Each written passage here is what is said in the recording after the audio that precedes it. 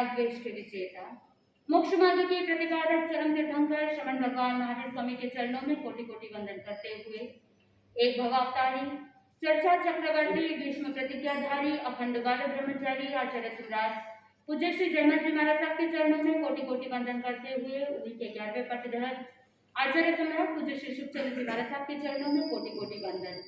जय गच्छाधिपति व्याख्यान वाचस्पति उग्र विहारी वचन सिद्ध साधक 12वें पटधर आचार्य प्रवश्री पार्श्वचंद्र जी महाराज साहब घोर तपस्वी उपाध्याय प्रवश्री गुणन चंद्र जी महाराज साहब मेरा अनंत के आयाम मम जीवन उद्धारक परम पूज्य गुरुदेव डॉक्टर श्री पदम चंद्र जी महाराज साहब के चरणों में कोटि कोटि वंदन करते हुए सभी गुरु भगवतों के चरणों में वंदन करते हैं।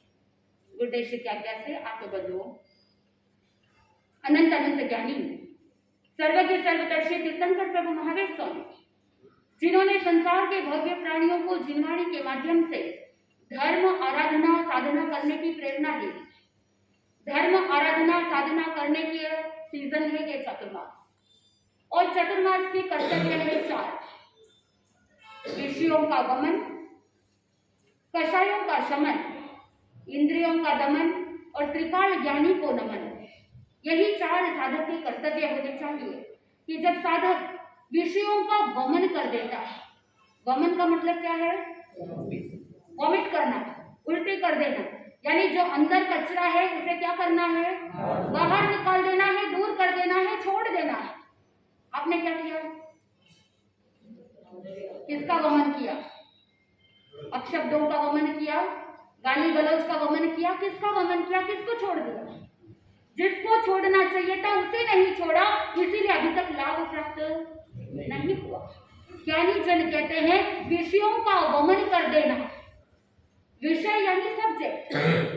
25 बोल के अंदर आप बोलते हैं 5 इंद्रियों के 23 विषय और 240 विकार। विषय का मतलब होता है सब्जेक्ट और इंद्रियों का कार्य होता है विषयों को ग्रहण करना।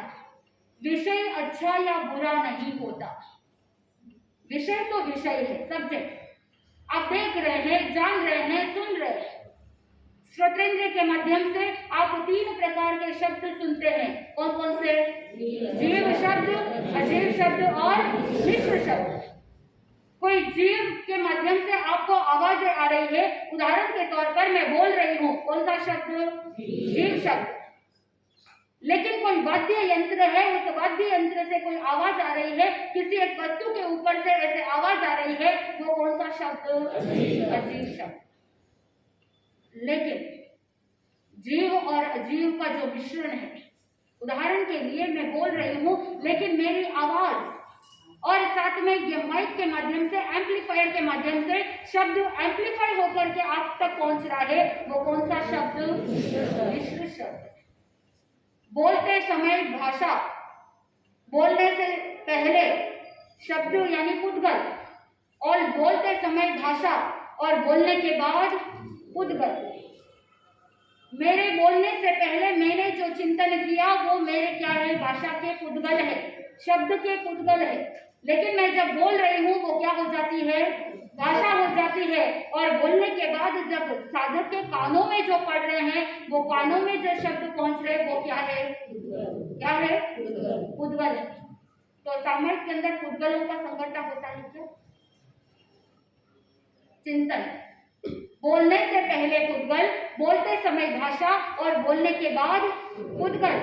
जब कोई व्यक्ति बोलता है तो बोलने के बाद वही शब्द के पुद्गल संपूर्ण लोक 14 रज्जु तक वो आवाज चक्रा करके फिर आप तक पहुंचती है, क्योंकि जो साउंड की स्पीड है वो बहुत ज्यादा है।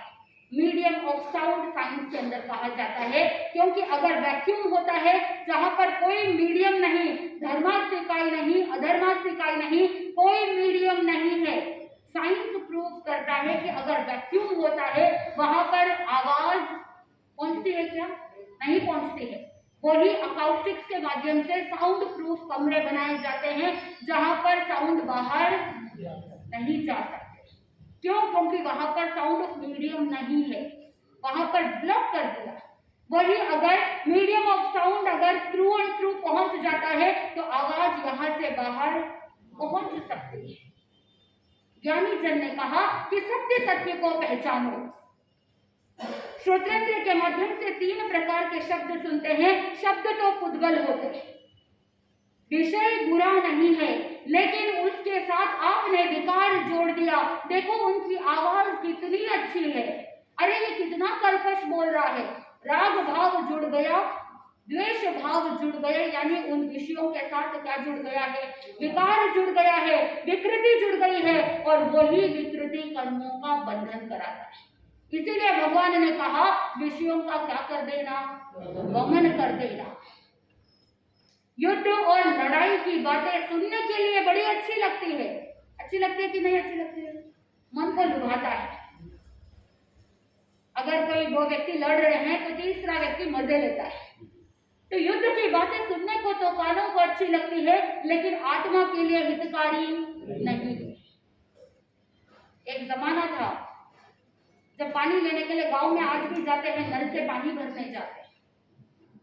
तो एक बार हुआ ऐसा कि गांव के अंदर 2 महिलाएं नल से पानी भरने के लिए गई, और वही ऐसा समय था जब जर्मनी और ब्रिटेन की लड़ाई हुई थी। तो वो दोनों पड़ोसी महिलाएं आपस में बातचीत करती है। एक महिला कहती है, अरे तुमने सुना या नहीं सुना? वो टाइम पीरियड था कि जब टेक्नोलॉजी हर एक व्यक्ति तक नहीं पहुंच पाता, तो अपने पतिदेवों से युद्ध की बातें सुनती और आपस में चर्चा करती, गपशप लड़ाते, एक दूसरे के साथ उस टॉपिक पर डिस्कस करते। तो जब चर्चा चल रही थी तो ये 2 महिलाएं पानी भरने के लिए गई और दोनों आपस में बातचीत कर रही थी। एक महिला बोलती है कि तुमने सुना या नहीं सुना, जर्मनी हार गई और ब्रिटेन जीत गया। क्या कहा? जर्मनी हार गई और ब्रिटेन जीत गया। दूसरी महिला कहती है, तो सही तो बात है, जर्मनी औरत है और ब्रिटेन पुरुष है। अगर हिंदी व्याकरण को लेते हैं तो व्याकरण के हिसाब से स्त्रीलिंग और पुल्लिंग, उसने ज्यादा कुछ सोचा नहीं। उस महिला ने कह दिया जर्मनी औरत है और ब्रिटेन पुरुष है, और जहां पर मर्दों का बोलबाला चलता हो वहां पर बेचारी औरत क्या ही कर ले, उसको तो हारना ही है। इसलिए जर्मनी हार गई और ब्रिटेन जीत गया। आत्मबंधुओं, क्या ऐसी बातों से आत्मा का कोई हित होने वाला है? नहीं होने वाला है। इसीलिए ज्ञानी जन कहते हैं कि जो इंद्रियों के विषय है उनका त्याग कर दो। बंधुओं, पहला कर्तव्य विषयों का गमन करना, दूसरा कर्तव्य कषायों का शमन करना। शमन करने का मतलब, शमन का मतलब होता है शांत होना, शांत करना। शमन का मतलब होता है दबाना, शमन का मतलब होता है दूर करना। जैसे अग्निशामक यंत्र होते हैं, फायर एक्सटिंग्विशर्स, क्या करते हैं? अग्नि का शमन करते हैं, यानी अग्नि को शांत कर देते हैं, अग्नि को दूर कर देते हैं। और दूसरी तरफ वासनाओं का शमन करने का मतलब क्या होता है कि जहां पर वासनाओं को अपनी आत्मा से अलग कर देना, दूर कर देना। एक होता है सप्रेशन और एक होता है पैसिफिकेशन। सप्रेशन का मतलब होता है दबाना, दबाना अच्छा होता है, या पैसिफिकेशन यानी दूर करना अच्छा होता है, शांत करना अच्छा होता है। क्या करना? अभी आपकी बात पर हम आएंगे थोड़ी देर में। ज्ञानी जन कहते हैं कि कषायों का शमन करना, क्योंकि ये कषाय हर बार उठ करके आ जाते हैं, और जब कषायों की आग लगती है उस समय सर्वनाश हो जाता है। एक गांव के अंदर एक महिला और वो माता जिसके 4 पुत्र थे, और चारों पुत्रों की शादी हो गई थी और पुत्र वधुएं भी थी। अब वो माता, संयोग ऐसा हुआ कि पति का वियोग हो गया। अब उसके 4 बेटे हैं, 4 बहुएं हैं। माँ ने सोचा कि मैं कैसे इन लोगों को संभालूंगी, तो पति की जो प्रॉपर्टी, पति का जो धन वैभव संपत्ति थी उसमें 4 में हिस्से में बांट दिया, आजीविका के लिए और सेवा के लिए। माँ ने सोचा कि चारों को अपना अपना बांट देती हूँ तो मेरी भी सेवा बराबर होती रहेगी। लेकिन जैसा आप सोचते हो वैसा बहुत बार होता नहीं। अब ज्ञानी जन कहते हैं कि जहां लाहो तहां लोहो, लाखों लोगों को बधाई। लाभ बढ़ा तो लोग भी बढ़ गया। उन चारों बेटों के और बहुओं की नीयत खराब हो गई। अब कोई सेवा करने को रेडी नहीं। एक बेटा कहता है माँ 1 महीना मेरे साथ रह जाना, दूसरा बेटा कहता है 1 महीना उसके पास रह जाना। अब माँ तो फुटबॉल की तरह कभी इधर तो कभी उधर, कभी इधर तो कभी उधर, ऐसे करते करते कभी मनचाहा खाने को मिला तो कभी मनचाहा खाने को नहीं मिला। बड़ी परेशान हो गई। अपना दुख कहे तो किसको कहे, समझ नहीं आ रहा था। जिनको अपना सोचा था वो क्या निकले, पराये निकल गए। इसीलिए ज्ञानी जन कहते हैं कि कभी भी कुछ भी त्याग करते हो तो भावावेग में आकर के कभी भावुकता में त्याग नहीं करना। आप सोचते हो कि मुझे धन वैभव संपत्ति की जरूरत नहीं है, मुझे गहनों की आवश्यकता नहीं, मुझे आभूषणों की आवश्यकता नहीं, मुझे तो क्या करना है, जब प्रवचन सुनते हैं, अपरिग्रह की बात करते हैं, परिग्रह परिमाण की बात करते हैं, तो उस समय आप क्या करोगे? आप भावावेग में आकर के, भावुकता में आकर के कहोगे कि गुरुदेव मुझे त्याग दिला दीजिए, मुझे आभूषणों की आवश्यकता नहीं, मेरे स्वामित्व की जो भी प्रॉपर्टी है, धन है, वैभव है, उनका मैं क्या करती हूँ, त्याग करती। भावुकता में आकर के त्याग कर लिया। और जब बुढ़ापा आता है और सेवा करने को कोई नहीं रहता, उस समय लोभ वृत्ति जाती है, उस समय व्यक्ति आत्म ध्यान रौद्र ध्यान में चला जाता है। काश मैंने मेरे लिए थोड़ा रखा होता तो आज मुझे दर दर की ठोकरें नहीं खानी पड़ती। आज अगर थोड़ा सा मेरे पास धन होता तो किसी से भी सेवा करवा लेती। ऐसा मन के अंदर भाव जागृत हो जाता है। उस माता के भी मन में ऐसी भावना जागृत हुई। समझ में नहीं आ रहा था कि क्या करूं, कहां जाऊं, किससे सल्यूशन मांगू। अब जब दे दिया तो वापस मांग नहीं सकते, और मांगे तो कौन सा देने वाले हैं। अब उसकी एक सुनारन धर्म बहन बनाई हुई थी। अब वो सुनारन, उससे उसकी बहन का दुख देखा नहीं गया। उस सुनारन ने कहा कि तू क्यों चिंता करती है, मैं तुम्हें एक उपाय बताती हूँ। तुम्हारे पास एक लोहे की पेटी है, उस जमाने में लोहे की पेटियों में वस्त्र आदि जो भी सामग्री होती है सब पेटियों में रखते हैं। आज के जमाने के जैसे आपके पास इनबिल्ट फर्नीचर्स नहीं होते, आज के जमाने के जैसे सारे आपके जो तामझाम होते हैं वो सब नहीं होता था, पेटियों के अंदर भर भर के रखते थे। उसने कहा तुम्हारे पास पेटी है? हाँ पेटी है। तुम्हारे पास धन है? नहीं धन तो नहीं है, तभी तो प्रॉब्लम है। तो सुनारन कहती है कि कोई चिंता नहीं, एक काम करते हैं, तुम एक काम करो, तुम्हारा जो भी सामान है वो दूसरे में शिफ्ट कर दो और इस लोहे की पेटी में तुम थोड़े से कंकड़ और बोर भर देना, और कंकड़ और बोर भरने के बाद ताला लगा करके रखना, खोलना मत, चाबी किसी के हाथ नहीं लगे, ऐसे ध्यान रखना। कर दिया। और बाद में वो सुनारन कहती है कि तुम ध्यान रखना कि हर थोड़े थोड़े टाइम में उस पेटी को बजाते रहना और साथ में बोलते रहना कि पतिदेव ने मेरे लिए बहुत अच्छा किया, मैंने चारों बेटों को दे दिया, लेकिन मेरे लिए भी उन्होंने कुछ आभूषण, कुछ धन रख करके गए हैं, कुछ कलदार रख करके गए हैं, इसलिए मुझे चिंता करने की कोई जरूरत नहीं। ये बात बहुओं ने सुनी कि सासू जी के पास बहुत माल है और पता है कि बुढ़िया है, मरेगी तो जो सेवा करेगा उसी को ये सारा धन मिलेगा। तो पहले जो सेवा नहीं कर रहे थे वो सेवा करने लगे। सासू जी पीछे पीछे दौड़ने लगे।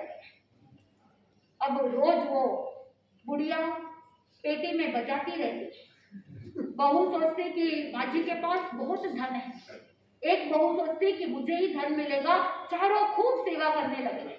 इधर वो बुढ़िया मन ही मन खुश होती है, कहने को तो है कुछ नहीं और देने को भी कुछ नहीं है, लेकिन बड़ी सेवा हो रही है, मेरी धर्म बहन सुनारन ने बहुत अच्छा किया। कालांतर के अंदर शरीर जर्जरित हुआ, बुढ़ापा था और एक दिन मृत्यु भी प्राप्त हो गई।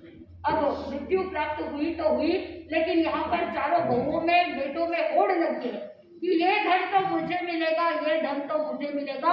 अभी शोक सभा भी पूरी नहीं हुई, उससे पहले ही वो क्या करने लगे, उस पेटी को खोलने लगे। ताला इतना कस के डाला हुआ है, चाबी तो किसी को दी नहीं, अब वो ताला तोड़ने की कोशिश कर रहे हैं।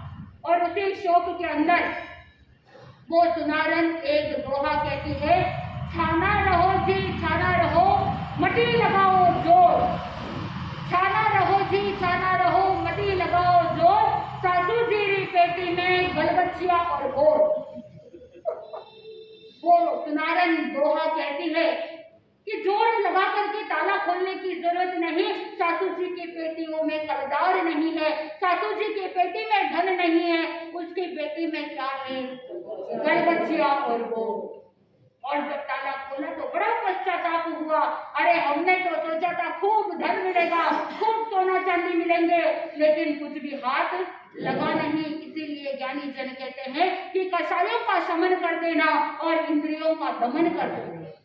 दमन का मतलब होता है आत्मनियंत्रण, दमन का मतलब होता है जोर जबरदस्ती से दबाव देना, कठोरता के साथ दबा देना। चिंतन कीजिए कि इंद्रियों के जो विषय है, इंद्रियों को दबाना चाहिए या इंद्रियों को नियंत्रण करना चाहिए? क्या करना चाहिए? इंद्रियों का नियंत्रण करना चाहिए। लेकिन अमूमन हम देखते हैं लोग इंद्रियों का नियंत्रण नहीं करते, इंद्रियों को कंट्रोल में नहीं रखते हैं, लेकिन अपने वेग को दबाने का जरूर प्रयास करते हैं। किसी ने कुछ कह दिया, चलो ये स्टोर हाउस है, इसे अंदर ही अंदर दबाते चलो। मनोवैज्ञानिक कहते हैं कि जो व्यक्ति इस तरह से दबाव में रहता है, अपने भावों के वेग को दबा करके रखता है, वो अचेतन मन के अंदर जाकर के फीड हो जाता है और आगे चल करके मन को विकृत बना देता है। भोजन के अंदर विकृति, भजन के अंदर भी विकृति। आत्मबंधुओं, ज्ञानी जन कहते हैं आज के जमाने के अंदर भोजन भी अशुद्ध है, आपका भोजन विकृत हो गया है। और जब भोजन विकृत हुआ है, ज्ञानी जन कहते हैं जैसा खावे अन्न वैसा होवे मन, और जैसा पीवे पानी वैसी होवे वाणी। आत्मबंधु, भोजन विकृत हो गया है और इसी कारण से आपके अंदर भी क्या आ गया है, विकृति आ गई है। मन के भाव भी विकृत हो गए हैं, इंद्रियों का दमन नहीं कर पा रहे हैं, वहां पर दबाव के अंदर रह रहे हैं। और जब दबाव ज्यादा रहता है, स्ट्रेस ज्यादा रहता है, तो वही दबाव आत्मा को विकृत कर देता है। इसीलिए ज्ञानी जन ने कहा कि द्रव्य शुद्धि के साथ साथ भाव शुद्धि होना भी अति आवश्यक है।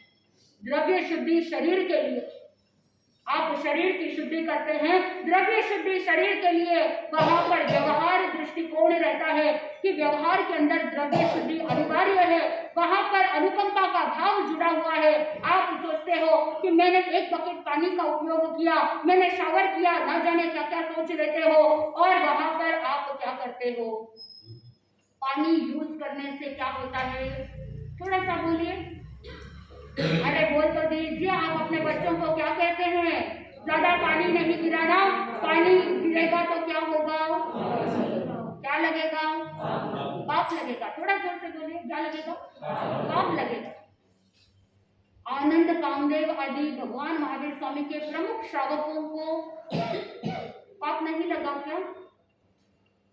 वहां पर ज्ञानी जन बताते हैं, आगमों के अंदर उल्लेख मिलता है 108 ओष्ट्रक यानी ऊंट के चमड़े से जो घड़े बनते थे उस जमाने के अंदर, ऐसे ओष्ट्रकों से उन्होंने अपने शरीर का क्या किया, शुद्धिकरण किया, स्नान किया, और वो सब एक भाव करके मोक्ष में जा रहे हैं। कहने का आशय कि वहां पर द्रव्य शुद्धि यानी व्यवहार की भावना है, वहां पर अनुकंपा का भाव है। अगर शरीर की शुद्धि नहीं करी तो गृहस्थ जीवन में रहते हुए अशुद्धियां इतनी रहती है कि काम वासना का उपयोग होता है, वहां पर व्यक्ति कुशील के अंदर रहता है, घर गृहस्थी के अंदर बहुत सारे कार्य करते हैं, तो शरीर की शुद्धि करना अनिवार्य हो जाता है।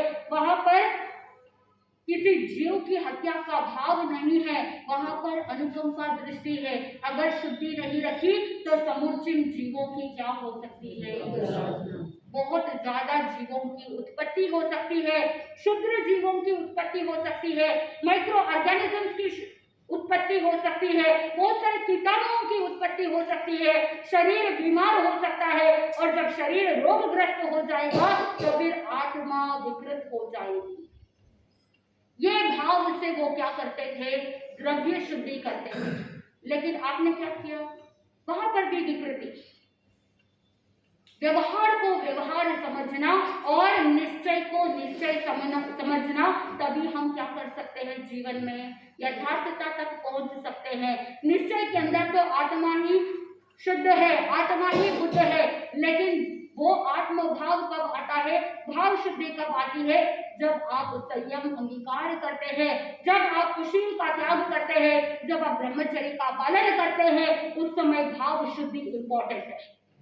लेकिन जब आप गृहस्थ जीवन में रहते हो और गृहस्थ जीवन में रहते हुए सांसारिक कार्य करते हो, उस समय भाव शुद्धि के साथ साथ क्या अनिवार्य है, द्रव्य शुद्धि।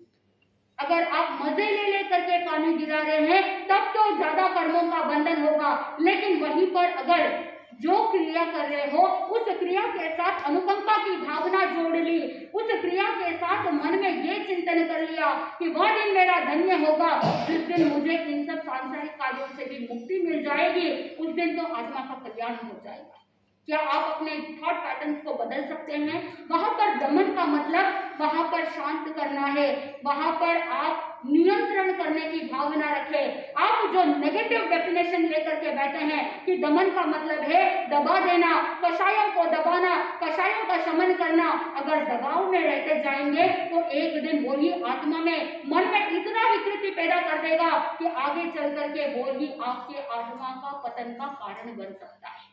इसीलिए ज्ञानीजन ने कहा दबाना नहीं है, उसे नियंत्रित कर देना है, उसे पॉजिटिव में कन्वर्ट करते हुए नलिफाई कर देना है, और जो साधक इस कला को जान जाता है वो आत्मा का कल्याण कर सकता है। और चौथा कर्तव्य है त्रिकाल ज्ञानी को नमन। त्रिकाल ज्ञानी कौन? तीर्थंकर भगवान, जो भूत भविष्य और वर्तमान को जानने वाले, तीन काल को जानने वाले, सर्वज्ञ सर्वदर्शी, यानी सभी प्रकार के ज्ञान को जानने वाले, सभी प्रकार के दर्शनों को जानने वाले। इसीलिए कहा सर्वज्ञ यानी ज्ञाता, सभी प्रकार के ज्ञाता है, सर्वदर्शी है यानी सब कुछ देख सकते हैं, रूपी अरूपी सब कुछ जो देख सकते हैं वो सर्वदर्शी। ऐसे वितराग प्रभु को हम क्या कर सकते हैं, नमन कर सकते हैं। क्या आज तक उत्कृष्ट भावों के साथ त्रिकाल ज्ञानी को, प्रभु को वंदन किया, नमन किया? वो 9 लोकांतिक देव भी आ गए तीर्थंकर भगवंत का नमन करने के लिए। वहां पर 9 लोकांतिक देव अपने जीताचार व्यवहार को निभाने के लिए आ गए और प्रभु को नमस्कार करने के बाद उद्घोष कर रहे हैं, जय जय नंदा, जय जय बद्दा, यानी जय हो, विजय हो, आप तीर्थेश्वर हो, आप धर्म प्रवर्तन करें। और कहा, हे लोकेश्वर, लोक के नाथ, आप समस्त लोक के लिए हितकारी और सुखकारी मार्ग का प्रवर्तन करें। विनती कर दी, प्रतिबोध दे दिया। क्या भगवान तीर्थंकर का जीव जन्म से 3 ज्ञान को प्राप्त करने वाले, क्या उन्हें नहीं पता था कि उन्हें संयम अंगीकार करना है? पता था, लेकिन ये एक व्यवहार है। बहुत बार हमें पता होता है लेकिन फिर भी हमको औपचारिकता निभानी पड़ती है।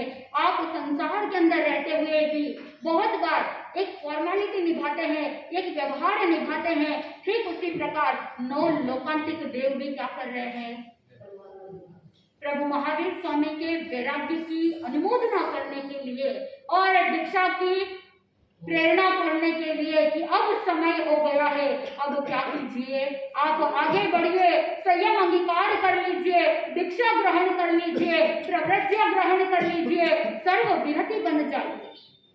मिल गया बोध। और साथ में तीर्थंकर भगवान को जैसे ही 9 लोकांतिक देवों ने ये बात कही और नमस्कार करके स्वस्थान लौट गए, इधर वर्धमान प्रभु महावीर स्वामी अपने बड़े भाई नंदीवर्धन और चाचा सुपार्श्व और बाकी सभी परिवारजनों के पास जाते हैं। और जाने पर अपने दीक्षा के संकल्प की भावना को व्यक्त करते हैं और कह देते हैं कि अब समय आ गया है। 2 साल नंदीवर्धन ने कहा था और 2 साल व्यतीत हो चुके हैं।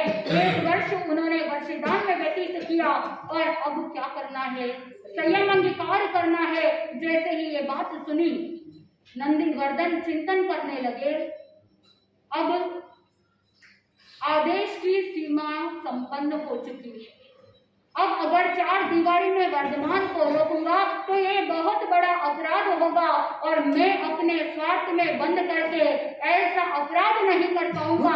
इसलिए नंदीवर्धन ने आदेश दे दिया, कहा कि इस क्षत्रिय कुंडपुर को दुल्हन की तरह सजा दो, पूरे नगर को दुल्हन की तरह सजा दो और वर्धमान के अनुरूप, उसकी गरिमा के अनुरूप अभिनिष्क्रमण यात्रा की तैयारी कर दो। इधर जैसे ही ये बात सुनी और साथ में वर्धमान जब तैयारी में थे कि संयम अंगीकार करना है, तो देवलोक के इंद्र का आसन चलाए मान देवेंद्र उपयोग लगाते हैं, सोचते हैं कि क्या बात हो गई। उस समय उपयोग लगाने पर पता चलता है कि अब वर्धमान जो प्रभु महावीर स्वामी है वो संयम यात्रा की ओर आगे बढ़ने के लिए तैयारी कर रहे हैं। उस समय 64 इंद्र और असंख्यात देव देवियां सब वहां पर कुंडपुर में आते हैं और आकर के वहां पर प्रभु महावीर स्वामी को अभिनिष्क्रमण यात्रा के लिए तैयार करते हैं।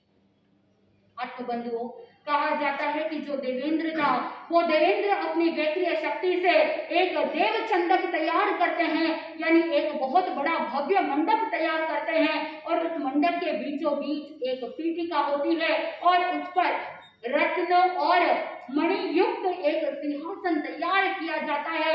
ऐसे सिंहासन पर ईस्ट की तरफ फेस करते हुए, पूर्व की तरफ मुंह करते हुए प्रभु महावीर स्वामी को वहां पर बिठा दिया। आत्मबंधुओं, कहते हैं कि इंद्र वहां पर, सारे देवी देवता वहां पर आते हैं, प्रभु महावीर स्वामी को 3 बार प्रदक्षिणा देते हैं, वंदन करते हैं और उसके बाद उनके शरीर पर शतपाक और सहस्रपाक, सहस्रपाक मतलब होता है, सहस्र मतलब 1000, 1000 जड़ी बूटियों के माध्यम से जो तेल तैयार किया जाता है, ऐसे शतपाक और सहस्रपाक तेल से तैयार किए गए तेल से उनके शरीर का मर्दन किया गया, मालिश की गई और उसके बाद सुगंधित जल से स्नान करवाया गया।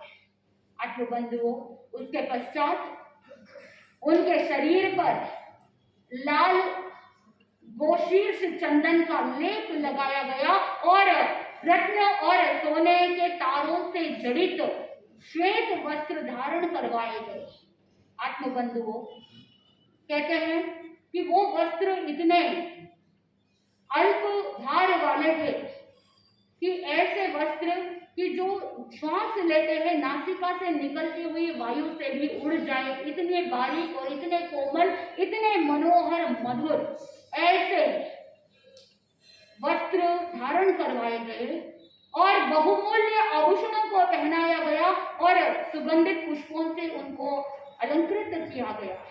आत्मबंधुओं, जब तैयार हो गए, वहां पर पुनः देवेंद्र अपनी वैद्य शक्ति से चंद्रप्रभा नाम की शिविका तैयार करी।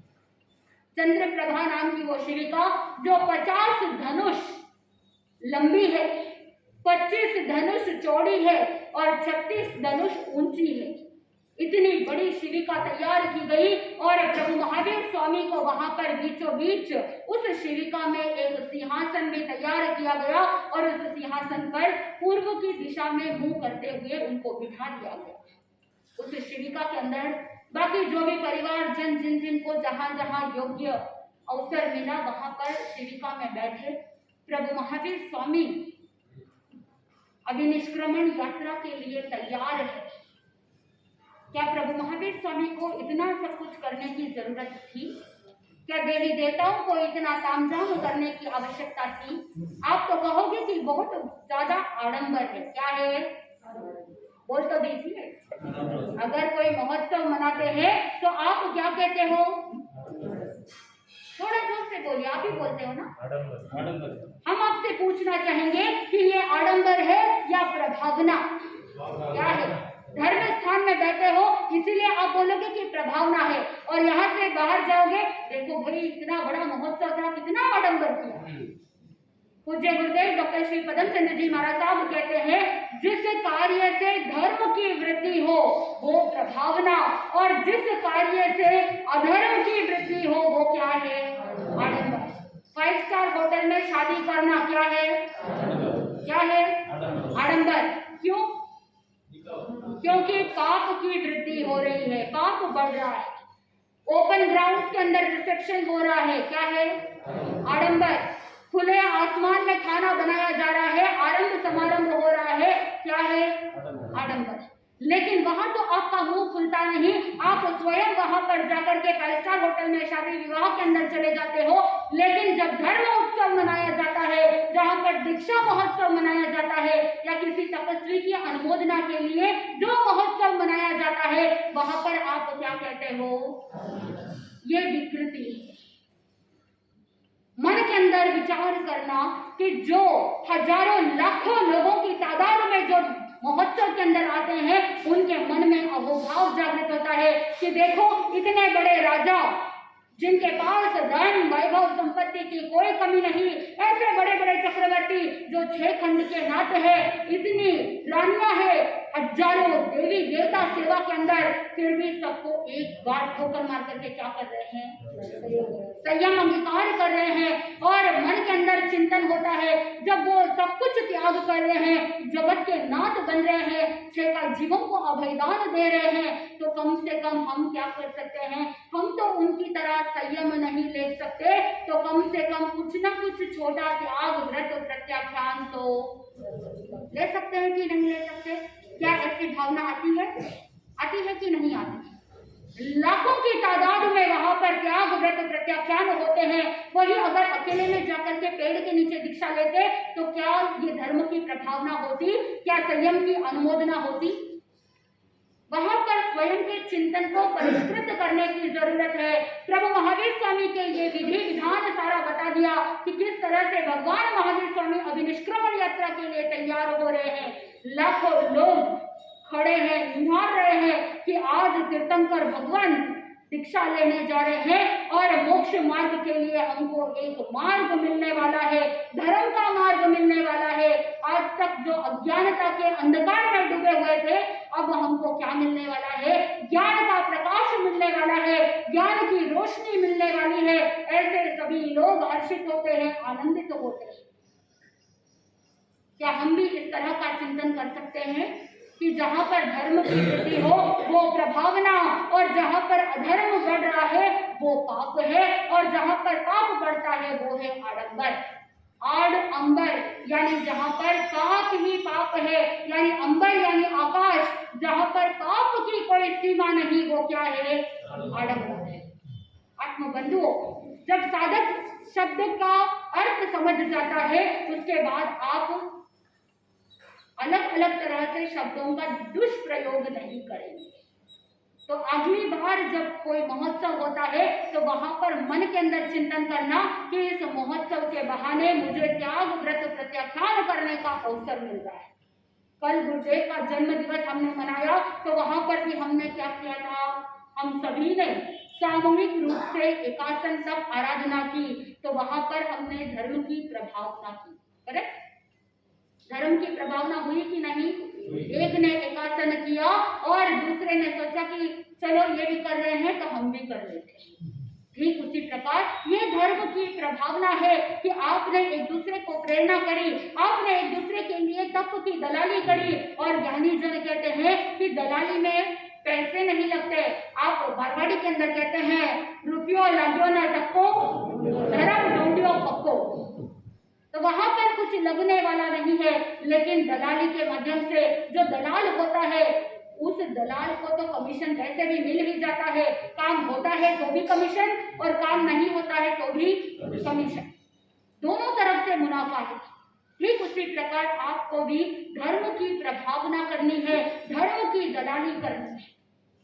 आत्मबंधुओं, प्रभु महावीर स्वामी की वो अभिनिष्क्रमण यात्रा, उस शिविका के अंदर सभी बैठ गए और इधर उन शिविका को उठाने के लिए राइट आगे की भुजा को धारण करने वाले शक्रेंद्र महाराज स्वयं इंद्र क्या कर रहे हैं, शिविका को उठा रहे हैं। और लेफ्ट साइड की भुजा को उठाने के लिए ईशानेंद्र है और पीछे के राइट भुजा को पकड़ने के लिए चमरेंद्र और लेफ्ट पीछे के साइड की शिविका को उठाने के लिए बलिंद्र।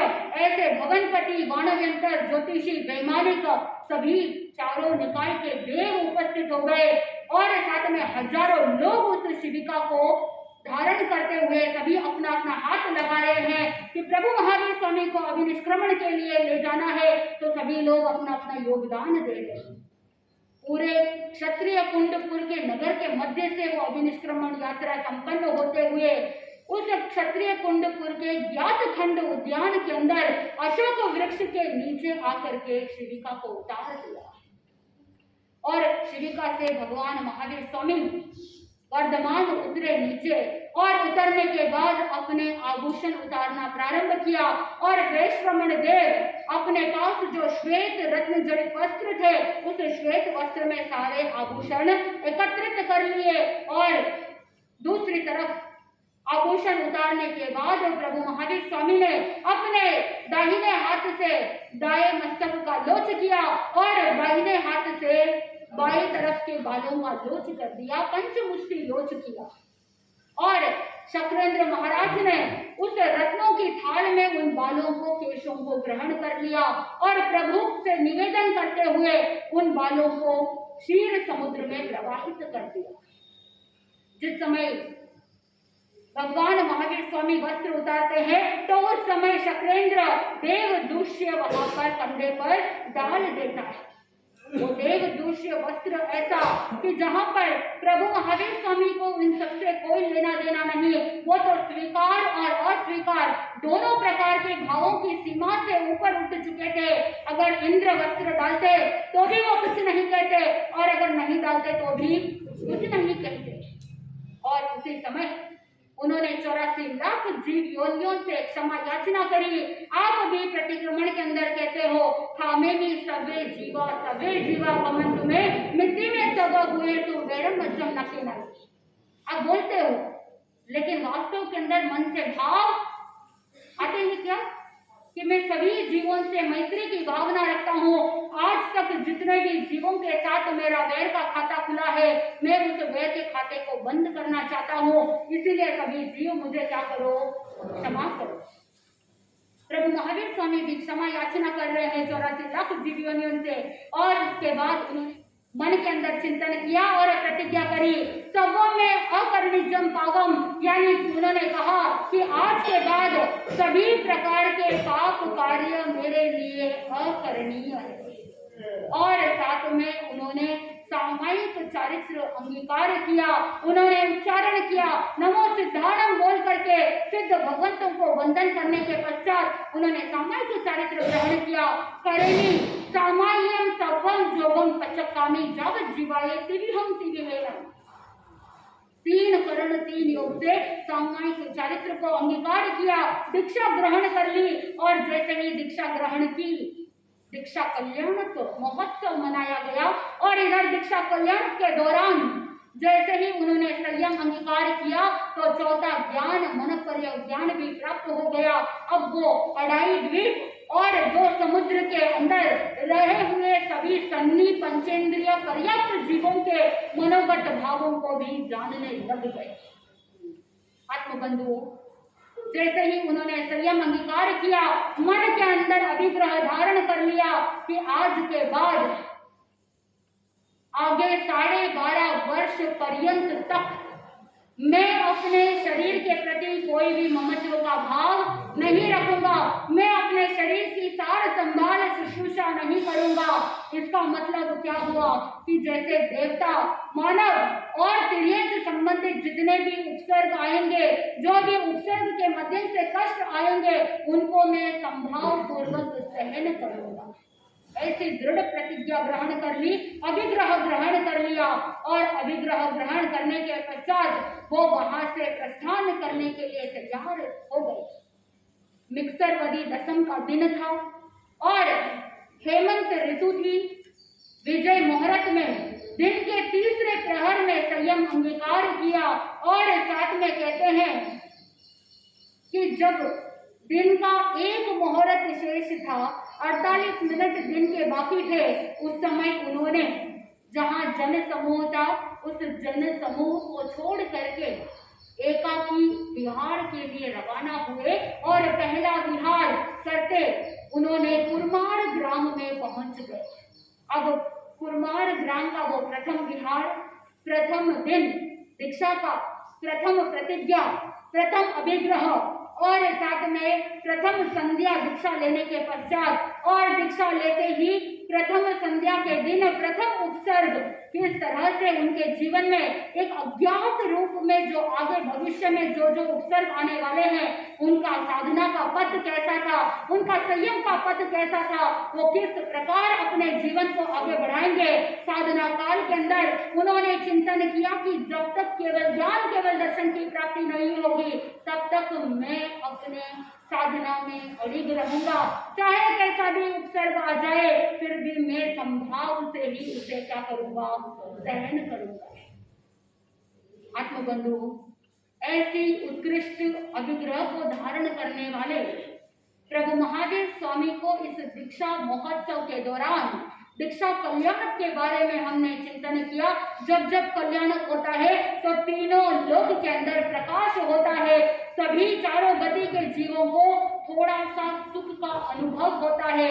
तो ऐसे सुख का अनुभव जो नारदी के नेरिये भी करते हैं और दीक्षा कल्याण के समय वो मन के अंदर थोड़ा सा सुख शांति का अनुभव करते हैं। तो अगर हम प्रभु महावीर स्वामी को चिंतन के माध्यम से गुण कीर्तन करते हुए स्मरण करेंगे और उनको कोटि कोटि नमन करेंगे, तो कितने ही कर्मों के वृंद ही क्या हो जाएंगे, कट जाएंगे। जैसे प्रभु महावीर स्वामी का नाम लेने से कितने ही पाप कर्मों का नाश हो जाता है। तो चलिए हम सब भी प्रतिज्ञा करते हैं कि प्रतिदिन प्रभु महावीर स्वामी को स्मरण करते हुए पूर्व उत्तर दिशा में प्रतिदिन 3 बार त्रिकुटों के पाठ से भावपूर्वक उनको वंदन नमन करेंगे।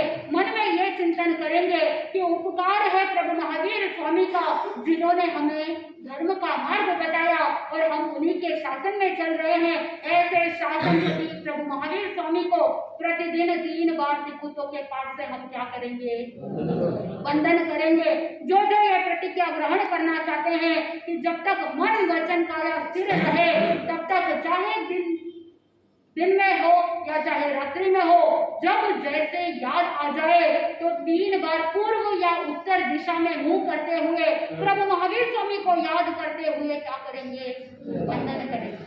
जो जो प्रतिज्ञा ग्रहण करना चाहते हैं वहीं पर हाथ जोड़ लीजिए।